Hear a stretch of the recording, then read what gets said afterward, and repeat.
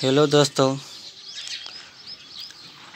अगर आप ये देखना चाहें इनको घास जो है कैसे दिया जाता है और कौन सा दिया जाता है तो ये वीडियो बिल्कुल आपके लिए है। इसमें मैं आपको दिखाऊंगा घास के बारे में। ये घास पड़ा है, ये बकरियों को दिया जाएगा। और यहाँ आप देख सकते हैं ये एक फार्म है। ये बकरियों को रोटी दी जा रही है और बहुत सारी चीज़ों इनको खिलाई जाती हैं।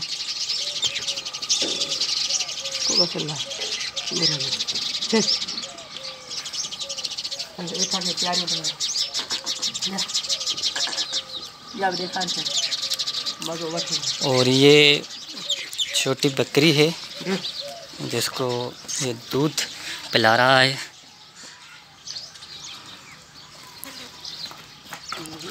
और ये घास कैसे दिया जाता है ये भी बिल्कुल इसी वीडियो में आप देखेंगे।